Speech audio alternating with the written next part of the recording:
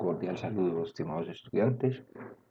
En este video veremos la solución detallada del ejemplo número 2 de este tema de máquinas asíncronas, que también son llamadas máquinas de inducción. Ok, empecemos entonces. Un motor de inducción conectado en Y de 460 voltios, 60 hercios, 4 polos y 25 caballos tiene los siguientes parámetros, llamémoslo así, circuitales. R1 es igual a 0.61, R2 0.32, X1 1.106, X2 0.64, XM 26,3, y se asume que el rotor no tiene pérdidas. Si las pérdidas rotacionales son de 1,1 kilovatios y no varían con respecto a la velocidad, cuando son alimentadas a tensión y frecuencia nominal, tiene un deslizamiento del 2.2%. Determinar la velocidad, la corriente del estator, el factor de potencia, la potencia convertida, la potencia de salida y la eficiencia. Entonces se inicia con la velocidad, muy simple, como el ejercicio anterior y como el tema de máquinas síncronas. La velocidad síncrona, es decir, en el estator 120F partido por P, reemplazamos valores, 120 por 60 partido por 4 igual a 1800 revoluciones por minuto. Pero si la queremos ver en velocidad en radianes síncrona, pues se multiplica por 2pi y se divide por 60 segundos.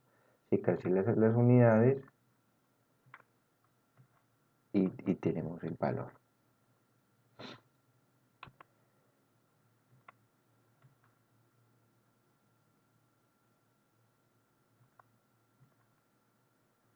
Para poder calcular la corriente del estator es necesario antes obtener la impedancia total del circuito del motor. Es decir, tenemos que en los bornes finales que están conectados a B sub phi saber cuál es la impedancia total. Entonces, ¿cómo se hace esto? Entonces se inicia por pedazos, empieza uno a sumar por pedazos. Entonces vamos a empezar a calcular Z sub 2, que es la suma de JX2 con la resistencia 2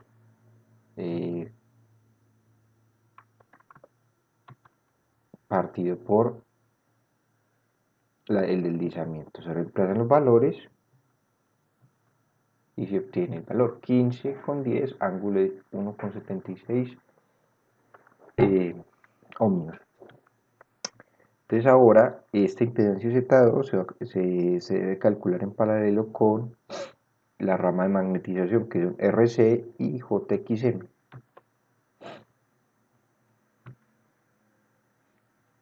Llamémosle a esta suma, a este resultado de este paralelo, perdón, Z,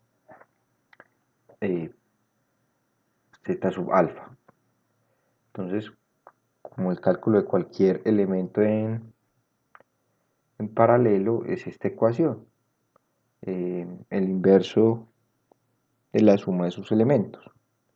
Como R sub C es 0, pues simplemente será reemplazar estos valores. Reemplazando los valores nos da que Z sub alfa es 12,94, ángulo de 31,1. Ahora, esta impedancia Z sub alfa simplemente se sumará con la impedancia del estator de la siguiente manera.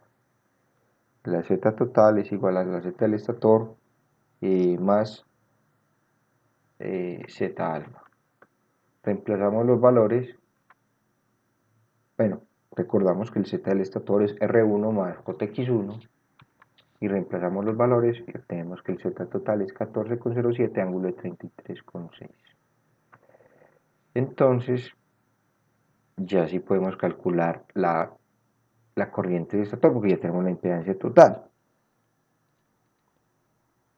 ¿Y cómo se calcula? De la siguiente manera.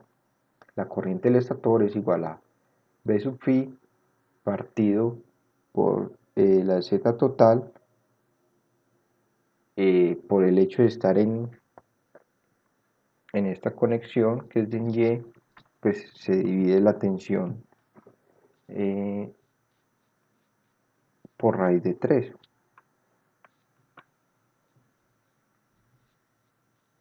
Obtenemos que son 18,88 amperios, ángulo de menos 33,6.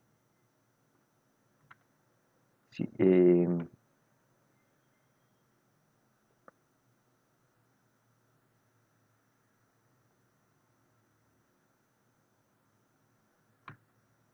ahora calculemos el factor de potencia. Es muy simple, es el coseno de teta. El coseno de teta, el ángulo es 33,6. Entonces el factor de potencia es 0,83, pero es en atraso. ¿Por qué? Porque el ángulo de la corriente tiene signo negativo.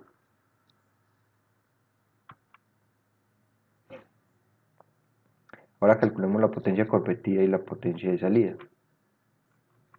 Para poder determinar la potencia convertida hay que calcular dos cosas antes, que es la potencia en el entrehierro y por ende haber calculado antes la potencia de entrada. La potencia de entrada es raíz de 3 veces por la tensión en terminales por la corriente de línea por el factor de potencia. Recordemos que pues, el raíz de 3 es una constante, la B sub T es la tensión en terminales y la corriente de línea es la magnitud. Entonces se reemplazan estos valores y se obtiene la potencia de entrada. Luego hay que calcular las pérdidas en el cobre. Estas pérdidas en el cobre se calculan siempre con 3 veces la magnitud de la corriente al cuadrado por la resistencia 1.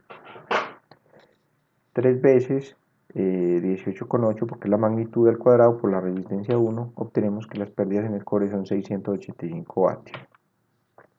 Ahora sí, ya es posible calcular la potencia en el entrehierro. ¿Por qué? Porque es la potencia de entrada menos las pérdidas en el cobre. Reemplazamos los valores y obtenemos que las pérdidas en el entrehierro son 11.845 vatios. Entonces ya con peso AG que es en el entrehierro es muy fácil determinar la potencia convertida. La potencia convertida es la potencia en el entrehierro multiplicado por 1 menos el deslizamiento. Reemplazamos los valores y se obtiene que la potencia convertida son 10.485 kilovatios. Ahora calculemos la eficiencia. Antes de calcular la eficiencia de una ñapa, ¿qué es una ñapa? Es una cosa adicional, como una, un regalito, llamémoslo así, para que claridad de nuestros compañeros foráneos. Vamos a calcular el par en la carga. ¿Cómo se calcula el par en la carga? Es simplemente la potencia de salida dividido la velocidad mecánica en radianes. Entonces, la potencia de salida ya la habíamos calculado, que era 10,485 dividido 184,4 igual a 56,86. Vale. Ahora la eficiencia. La eficiencia pues es la potencia de salida dividido por la potencia de entrada multiplicado por 100. Reemplazamos los valores y obtenemos que tenemos una potencia de 83,7, una eficiencia de 83,7% en este motor, una eficiencia alta. Espero que haya sido claro para ustedes esta solución. Regresaré a un puntico que quedó en el aire, que me pareció que quedó en el aire, que fue este punto de la corriente del estator. Este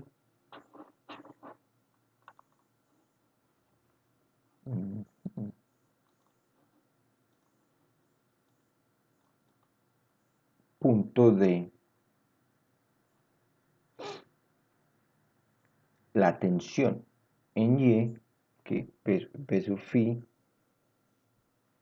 eh, es un error, dado que el ejercicio, como saben, en su enunciado es que está en Y. Ahí debería aparecer que esto es